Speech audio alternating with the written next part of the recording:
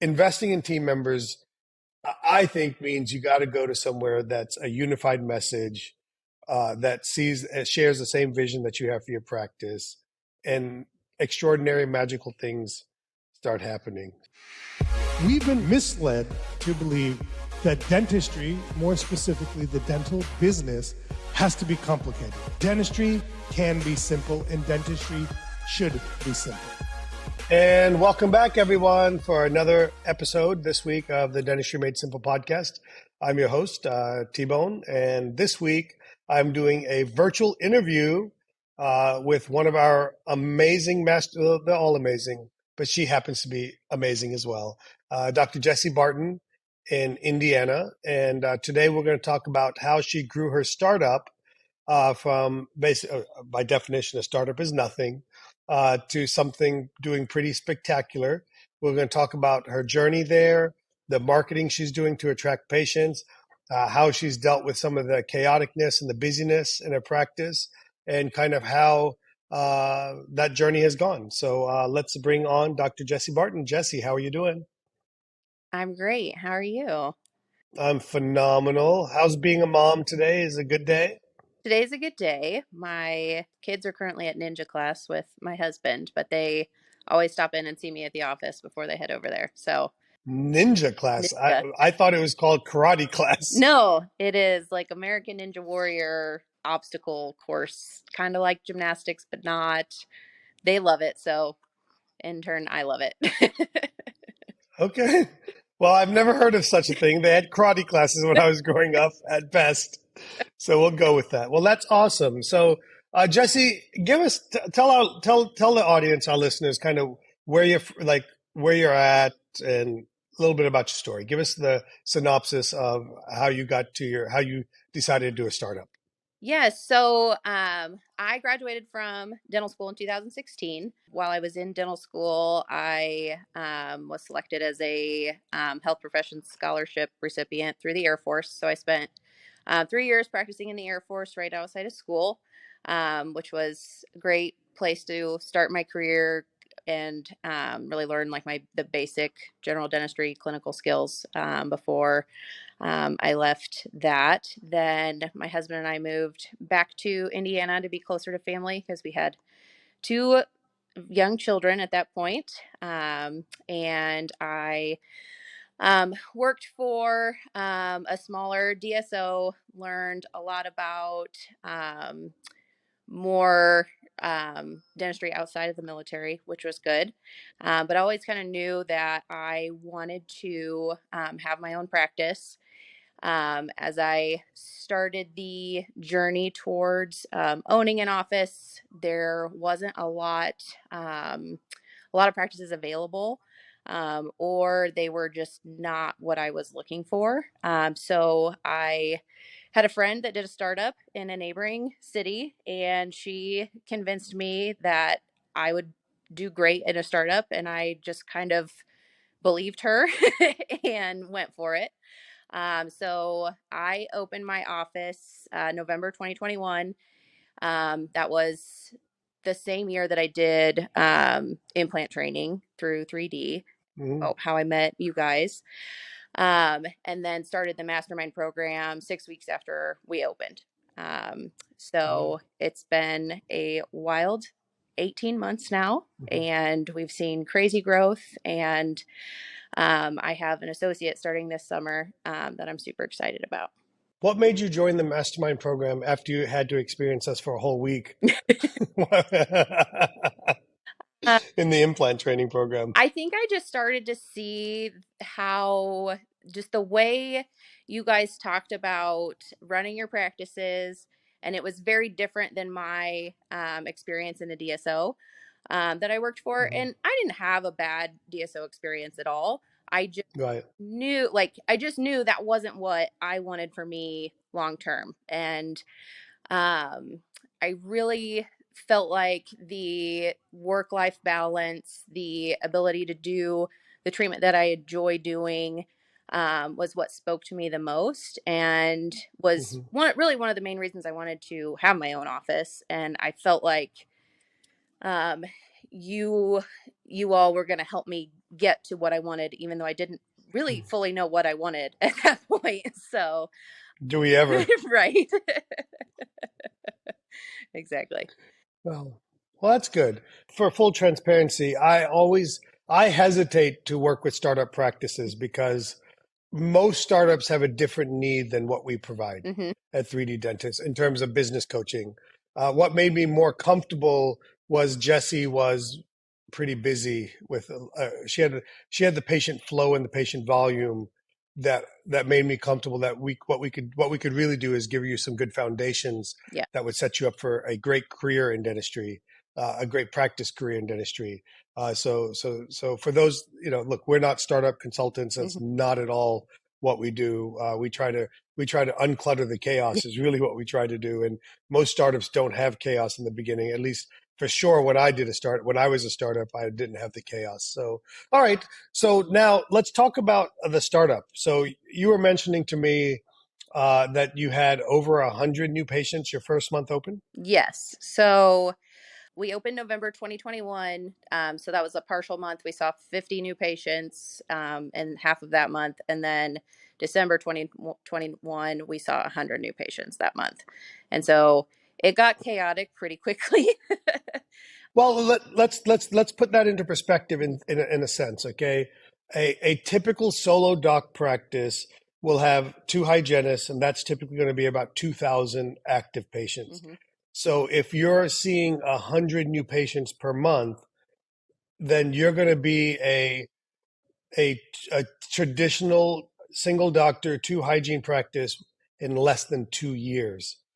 And you'll be a single doctor one hygienist practice in less than a year. Mm-hmm. So managing 100 patients a month uh, sounds great in the beginning because that's what you need. You have the inventory for it. Mm-hmm. But then quickly, my guess and probably the reality of it is quickly the new patients start to become a hindrance from doing dentistry, which is what really pays the bills Mm-hmm. in life and in the practice. Is that kind of true? Yeah, I was really glad that I had a part-time hygienist from the beginning.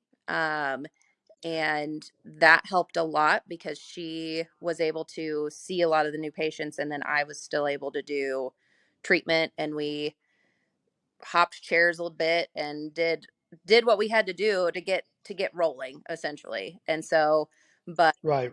obviously that wasn't what I wanted to do long term. But the first few months I was like, all right, let's do this. And then it was so once I came and did the first mastermind weekend, then I started implementing more block scheduling, and so things just fell into better places and made more sense.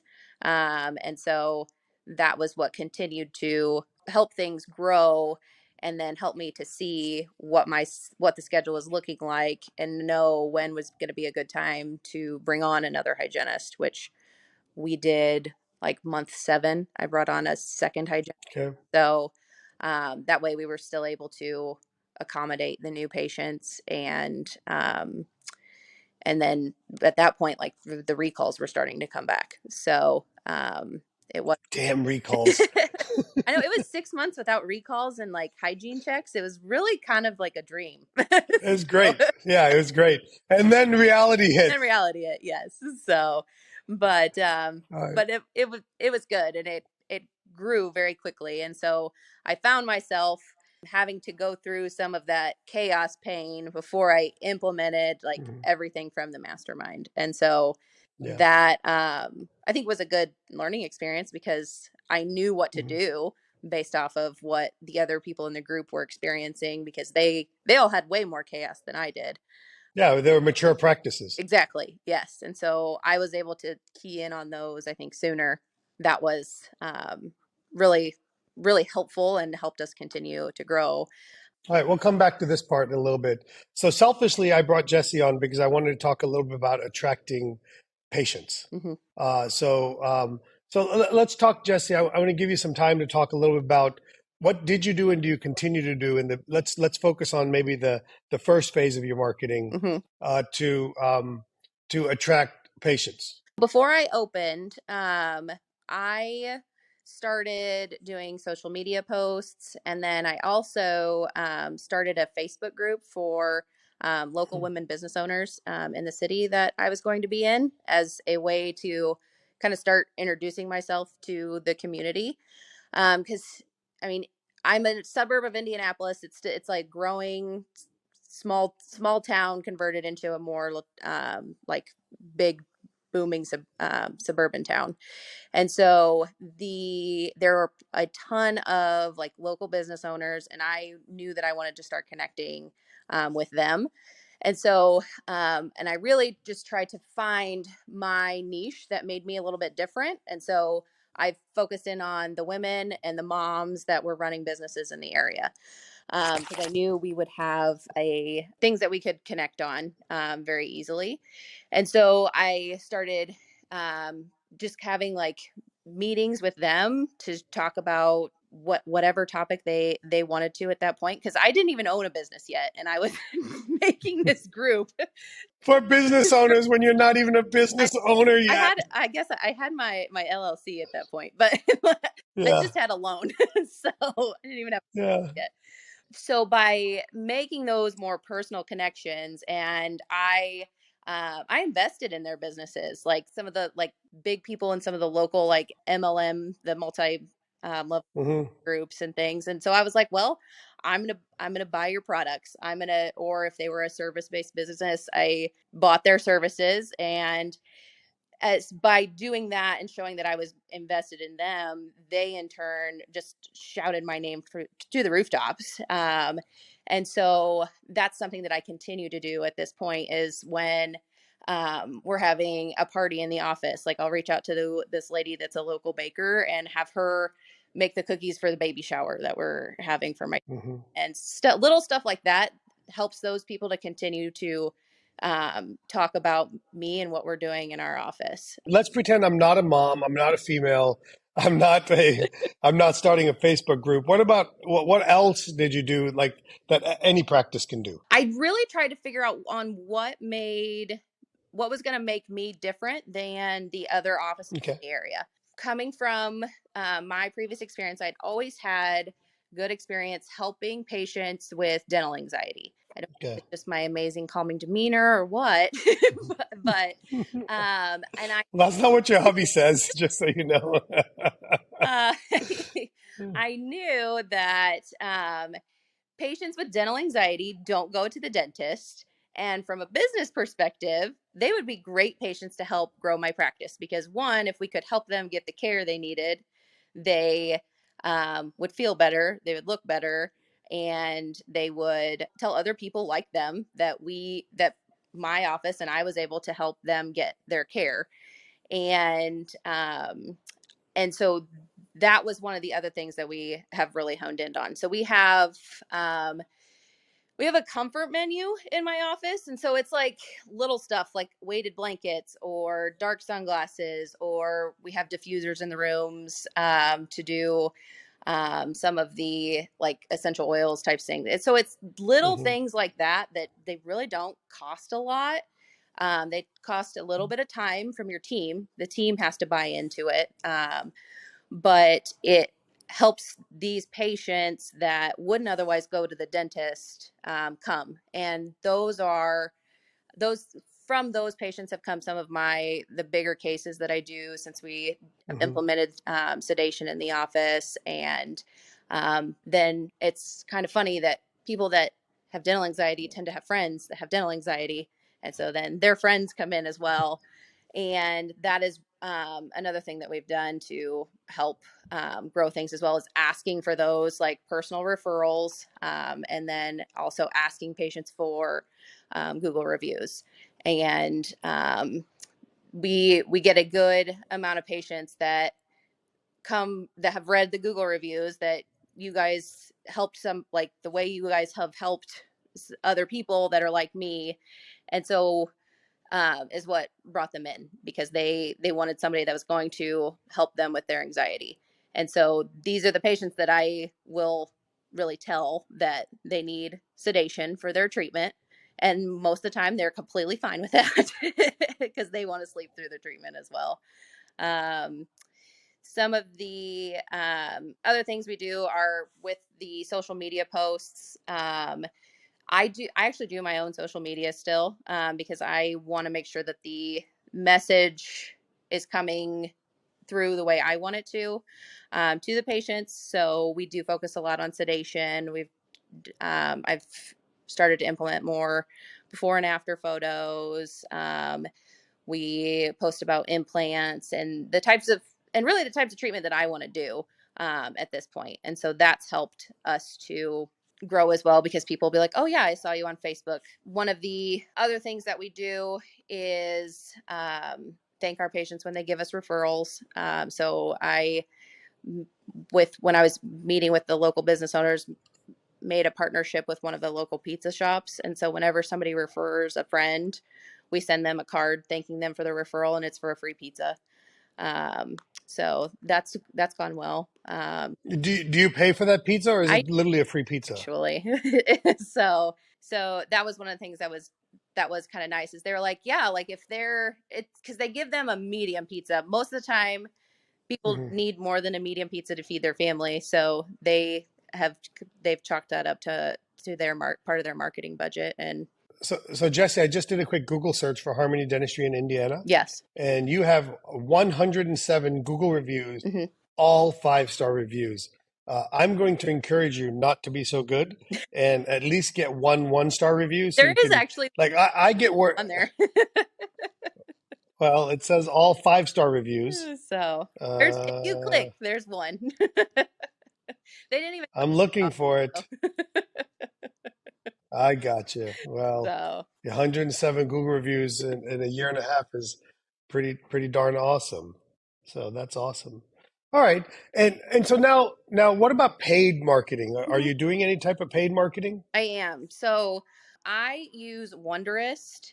They built my Mm-hmm. website, and they do my pay-per-click ads on Google and my Facebook ads. I have a monthly meeting with my account specialist to kind of go over the numbers, what we're seeing, what's working, what we may need to change, what they're doing on the back end to help with all of the SEO stuff that I don't really know a ton about. So thank goodness. Nobody knows. If you don't mind me asking, what is your monthly spend on this? On Yes, ma'am. online we spend $2,000 a month for pay-per-click. Okay, so not a significant budget. Yeah. Then we also do some so we have a local magazine that goes out to all of the homes in my town, and so on and off I've advertised in there as well, because it's Okay. very like localized. And then with those I have designed my own ads in those as well, because I don't really know what their people are going to come up with, and I want to make sure it says the things that I want it to say. Gotcha. Yes. And so that has been, especially when we first opened, that was a big thing too. I never did like direct mailers or anything like that. It's all been mostly online and then through that magazine as well. Okay. That's your paid marketing, and then obviously you have your quote unquote free marketing. Mm-hmm. It's not free, it costs time and energy, right? Yeah. But that's your social media. And so what I'm hearing is you did a lot of this stuff on your own, which is normal for startups. Mm-hmm. And then you really focused on the sedation part, sorry, the anxiety part of it. Mm-hmm. And then you also focus on the family part of it, correct? Yes, initially. Okay, initially, yeah. So that leads me into my next conversation, which is how has your marketing changed, and why have you done some different changes in your messaging of your marketing?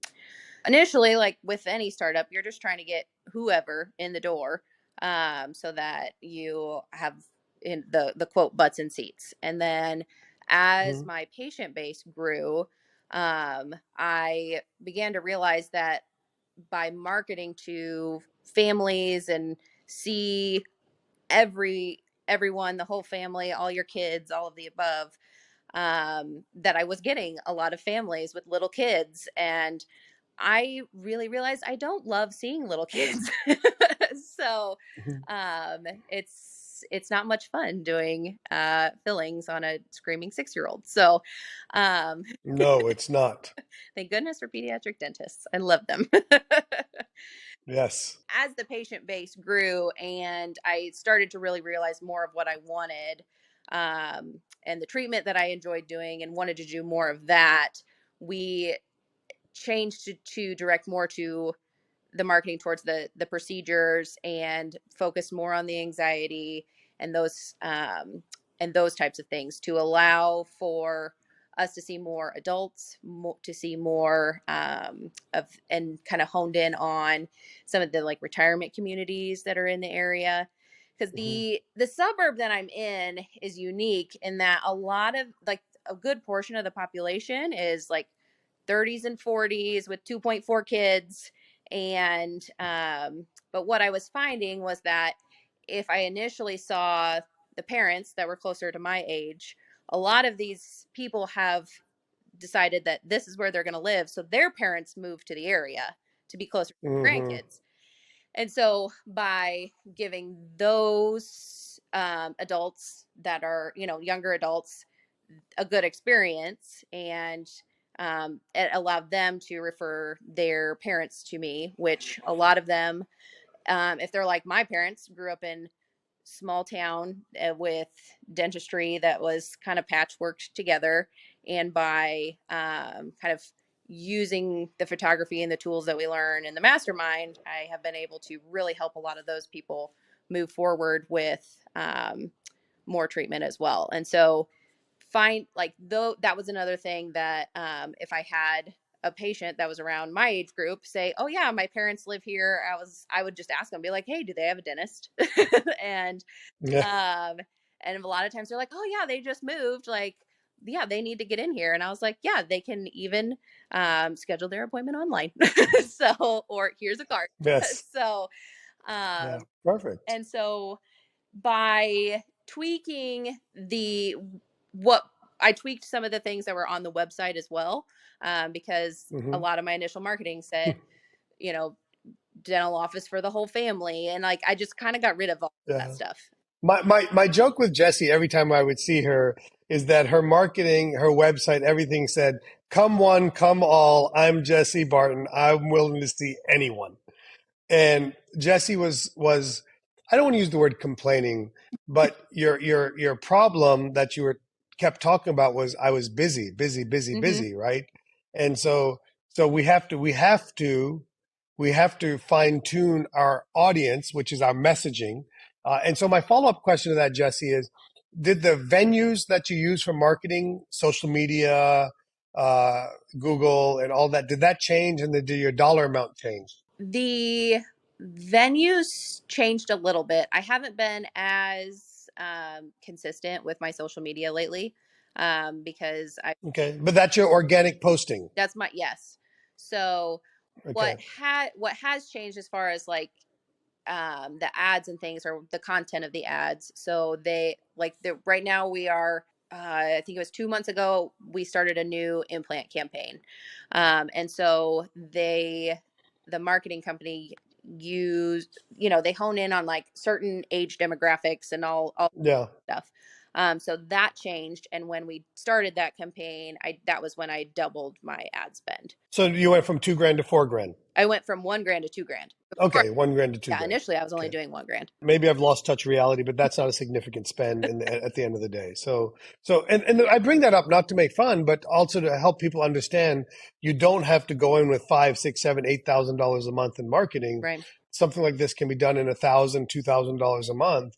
And are you seeing results from all of this?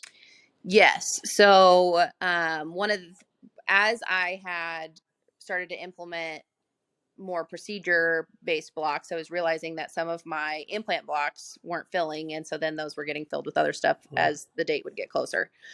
Amazing how that works, I isn't it? right? And so, so now we are starting to see more people come in that, I mean, and it's minimal at this point. Like it's a few that Mhm. are coming in specifically for implants. But before, like I didn't have anybody coming in specifically for implants. Yeah. So look, we joke, we minimize that it's a few, okay? Hmm. But that 2 to 3 a month, that's 10 grand a month. That's 120, $30,000 a year, and so that's not that. I don't think we should minimize that. And that's the difference between people surviving versus people providing very well for their family. And so, and momentum. I'm a big believer that momentum is what builds this. So what starts off as a few, then those refer, like you said earlier, anxiety people hang out with anxiety people, missing teeth people hang out with missing Yeah. teeth people, and then over the next year or so, it really turns into it snowballs into where it becomes a more and more significant part of your practice.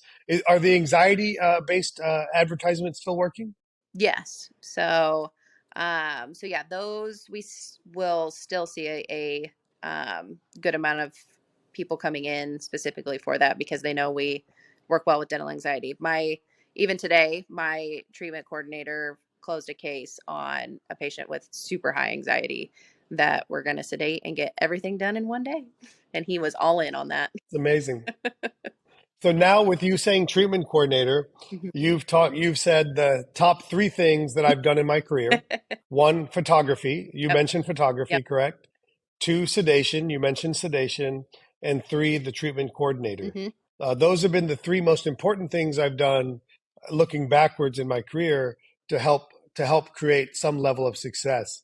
So let's, if you don't mind, are anything else on the marketing side of things that you want to share? I think I covered everything I wrote down. Okay, Yeah. good. So now let's turn to something that's a little off the cuff here. What have you implemented from the Mastermind program that's really worked well for you? Sedation and Okay, treatment coordinator. So you okay, really yeah. encouraged. Both things you fought me on, right? No, I didn't find. I Can I ask you why on my own. the sedation, right? Yeah, the treatment Yeah. coordinator. I was like, I But don't. But what blows my mind is why doesn't everybody provide oral sedation? I just don't understand. We don't have to hash this yeah, out today. But let's go to the treatment coordinator because I know you did push back on me on that. What was your fear in bringing in a treatment coordinator? I was worried that it would they wouldn't have enough to do. I think was what I was worried about. Mm. And so, I what I initially did was Now you don't have enough treatment coordinators. right now I kind of need another one. So I know. so what I did initially was I converted one of my assistants into a treatment coordinator. And so Okay. that that allowed me to feel more comfortable that they knew how to talk about the treatment and answer, The dentistry the way you do it. yeah, and talk and what the patient could actually expect in the chair. And then we just had to teach them finances. And that, I mean, that single handedly is what snowballed me doing more of the sedation cases because that was really kind of where it started was just doing sedation and doing a bunch of general dentistry on people, so like fillings and crowns, Yeah. maybe a root canal, um and then by doing those cases, then I got more comfortable with sedation. I was like, okay, like this isn't bad at all, and these people are just snoozing away and so much easier to work on.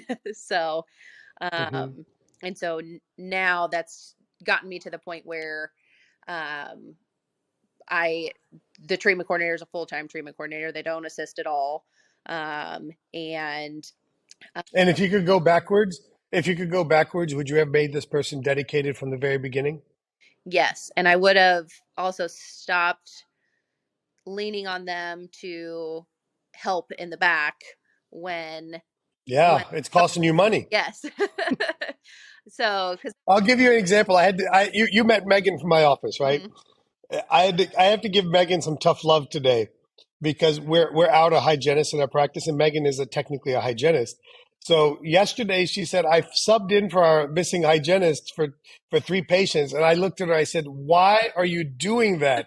Your job is your main focus. I shouldn't say your job. I don't like saying that. Mm-hmm. Your main focus is to sell my full arch cases. You produced $300 in those 3 hours of hygiene, and that did nothing for me. Nothing, and, so anyway, so keep going. The dedicated person Yeah. is a big mistake that people make. Big mistake when and I get the fear. I understand the fear. I hear it over and over and over again that they don't they don't understand what the position is. Mm-hmm. B, they're like, what are they going to do? I'm like, there's so much for them to do. Mm-hmm. And it's probably one of the, as you go along in this journey, like for so many years, I said the hygienist was the most important person in the office in terms of developing dentistry for the dentist. I have now switched to where treatment coordinators are the most important people in the office in terms of closing and getting dentistry for the dentist. Given that you're doing the marketing that drives patients looking for more complex dental care. Mm-hmm. Exactly. No. I think the mistake I did make was not being clear with the team what the treatment coordinator's role was, because I think they were more confused than I was initially on what they were going to do. And so I that is one thing I wish I would have done a better job of, is kind of re-explained the new role that we just kind of like added out of the blue to the team a little bit better, and what my goals were at that point for that person. What challenge are you facing now, Jesse? Right now, I am I'm just booked out really far. Mm-hmm. Then which so that is, I mean, that's why that's why I have the associate coming on. And Yeah. yeah, because I want people to see that what we're talking about works. mhm, Okay. Your purpose of the associate isn't to double your practice, is right, it? yeah, What is the purpose that you're bringing the associate on? to give me more time back. That is my Yeah. So you are going to give away dentistry to the associate. exactly. Yes. So after Yeah. this past weekend at Summit, I looked at my team and said, I'm not doing any more filling only visits. Just take them. We're changing all of those blocks that were on my schedule to something else. um, Can I ask so, you a question? What about the summit made you decide that? uh, Because we've been saying that to you for God knows how long. well, I mean, right now I have to do the fillings because there's no one else to do them. So, You can book them out 6 months, 9 months, a year. I mean, that's what it is. If you're in England, you're used to waiting a year to get heart surgery anyway. gosh, I was really just able to see my team and like have like see my team understand the vision better, because Yeah. they like, I come back and I say all these things that we're gonna do it like this, it's gonna be great, and I think they struggle with the watered down version of what I am telling them. Hmm. So by seeing them see the vision and them wanting to go all in, and like two of my team members were like, I want to be the ortho champion. And another one was like, I want to be a sleep champion. And I haven't even implemented sleep in my practice yet. So, Yeah. Isn't that amazing though? You have team members that are begging for more. mhm, yeah. And Was it clear that was our sole purpose at the summit, was to uplift team members, yes, to get the dentist out of the way? yes. So, and, Yeah. and it's funny because like, I mean, and I looked at them all when we had our monthly meeting, and I was like, look, like you guys need to feel that you can look at me and say, I got this, go do something else. and Yeah. they all laughed, and I was like, no, seriously, like you should be able to say that to me, and you should feel confident in saying that, and then I'll probably just kind of sulk a little bit and walk away. And it'll be So fine. that, and just for our listeners to understand, that's coming from Jesse Barton, control freak, micromanager. Just a bit, yep. Yeah, I've experienced it. So, and that's good. So I love it. And your team's been fired up since you came back from the Yes, summit. they've been on fire all week. It's been great. So, and What did they have to say about the summit? they had so many just really good ideas of the things that they wanted, and they had such a great time. They loved kind of being in the room and being Hmm. able to like experience the energy that they and so they just felt like they had a better understanding of why I always come back from CE or the different mastermind events, just excited about things. Um, yeah, they just had a great time, and they can't wait to go next year. So I well, so what's amazing, good news, not so good news, is we have over 215 of our 360 seats sold for next year from last weekend. that's That's crazy. crazy. That's awesome. I almost want to make the summit. I won't do this because it's a recipe for disaster. But I think the summit should be twice a year, where people just get fired. Like people just need that injection of energy, Hmm. and like I can't explain to people like how emotional it is for team members to see this Yeah, and to get a taste of it. And oh man, it just hit it exceeded every expectation I had, yeah. and It yeah, was great. and I have high expectations. One of Yeah, I had one of my team members texting me at 10 o'clock at night questions about ortho. I was like, yeah, that's this is a team awesome. member I would have never expected that from, and it's awesome. Yeah. I'm excited. So Well, for those of you listening, look, I'm not here to sell you the summit. You should, if you don't want to come, please don't come. I want to be surrounded by people that want to be extraordinary in life. But, this is why we invest in team members. And investing in team members, I think, means you got to go to somewhere that's a unified message, that shares the same vision that you have for your practice, and extraordinary, magical things start happening. So, Jesse, that's awesome. I love it. I love hearing your success story. I hear seeing you doing great. You're doing amazing. You're adding an associate a year and a half into practice. You're seeing that you need another treatment coordinator. If I could give you tough love, I want you to double down on your marketing for more implants so you can do even more of that. Continue marketing your anxiety sedation, so that you can do more of that. Because sedation patients, on average, my guess is your average treatment plan on a sedation patient is probably what, five, six, seven, $10,000 pretty easily, yeah, pretty easily. and that's awesome. Hmm. It's amazing. So, any other words of wisdom from you, Jesse? I am really grateful that I took the implant continuum back in 2021 because I wouldn't be Yeah. here without having made that. Well, So thank you so much. thank my kids. Thank you for all of that. It helps them buy ice cream and helps pay for a car or two or whatever I got to buy for my teenagers now, or partly buy for my teenagers. And Jesse, thank you. I'm grateful to be surrounded by people who want to win in this game of life, and that's what fills my cup each and every day, is to help people. And we have some fun along the way, make a little money along the way, make some mistakes along the way. We fail forward in life. We get humbled by life, as I've learned over the last 18 months. But yeah, that's amazing. How can people get in touch with you, Jesse? What's the best way to contact you? Best way is probably my Instagram. I just Yeah, use my office Instagram, which I might need to change that up since I have an associate starting soon.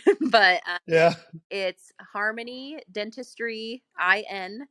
And that would be the easiest way for me to keep things organized because I'm not good at email. So Jesse, it's been amazing having you on. And if people have questions, they know how to get in touch with you. Everybody, thanks for tuning in to this week's episode.